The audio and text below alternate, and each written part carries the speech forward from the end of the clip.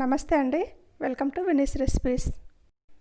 ఇవాల్టి రెసిపీ వచ్చి వంకాయ మెంతికూర పుల్లగూర అండి. రాయలసీమలో పుల్లగూరలు ఎక్కువ చేస్తూ ఉంటారు. ఇందులో నేను వంకాయ మెంతికూర వేసి చేస్తున్నాను ఈరోజు.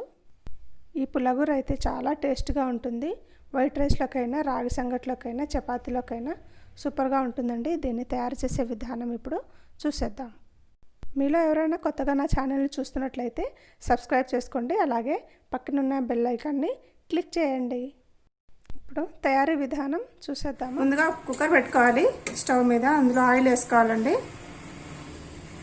4 టేబుల్ స్పూన్స్ ఆయిల్ వేడెక్కిన తర్వాత పోపు వేసుకోవాలండి. ఆవాలు, జీలకర్ర, మెంతులు, ఉల్లిపాయలు వేసుకోవాలండి. పెద్ద ఉల్లిపాయ ఒకటి,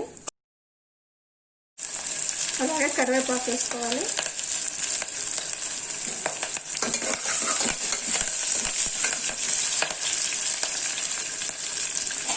పచ్చిమిర్చి అండి, కారానికి సరిపడా వేసుకోవాలి.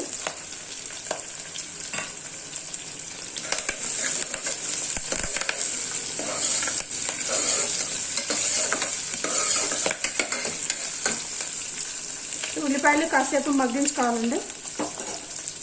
ఉల్లిపాయలు మగ్గిపోయినాయండి. ఇప్పుడు ఇందులో వంకాయలు వేసుకుందాం. 1/2 కిలో వంకాయలు అండి. వంకాయలను కూడా బాగా ఆయిల్లో మగ్గించుకోవాలి.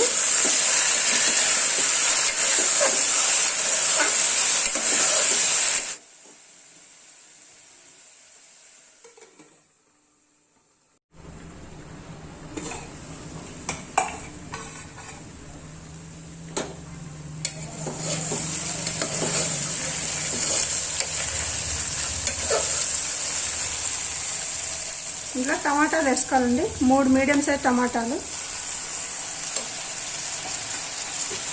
కూడా బాగా మగ్గించుకోవాలి.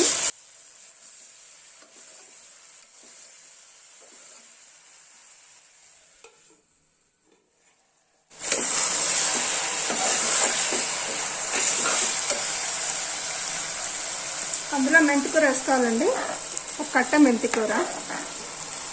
మెంతికూర వేసుకుంటే ఐరన్ ఉంటుందండి. బాగా హెల్త్కి చాలా మంచిది. ఎక్కువగా వాడుతూ ఉండాలి ఆకుకూరలు. పుల్లగూరని మా రాయలసీమలో అయితే బజ్జీ అంటారండి. వంకాయ బజ్జీ అంటారు. బజ్జీ అన్న పుల్లగూర అన్న ఒకటే అన్నమాట. ఇది ఇంకా 2 నిమిషాలు మగ్గాలండి. అందులోనే కొద్దిగా చింతపండు వేసుకోవాలండి. కొద్దిగా పసుపు, తగినంత ఉప్పు వేసుకోవాలి.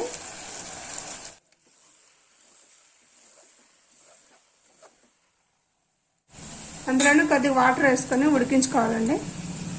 ఎక్కువ వేయకూడదు. ఒక 1/2 గ్లాస్ కన్నా తక్కువే పట్టినాయి నీళ్ళు. దీన్ని మూత పెట్టి 2 విజిల్స్ వచ్చే వరకు ఉడికించుకోవాలండి. 1 విజిల్లో ఉడికిపోతుంది.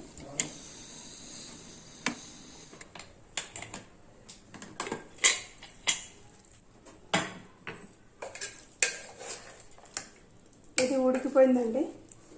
దీన్ని పప్పు గుత్తితోటి ఎనిపేసుకోవాలి. కొత్తిమీర వేసుకొని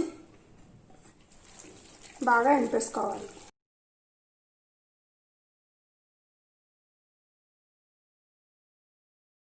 ఇప్పుడు మనం పుల్లగూరని డిష్ అవుట్ చేసుకుందామండి. అంతేనండి, వంకాయ మెంతికూర పుల్లగూర రెడీ. ఈ వీడియో నచ్చినట్లయితే లైక్ చేయండి. అలాగే కామెంట్ సెక్షన్లో మీకు ఎలా వచ్చిందో తెలియజేయండి. నెక్స్ట్ వీడియోలో మళ్ళీ కలుద్దాం.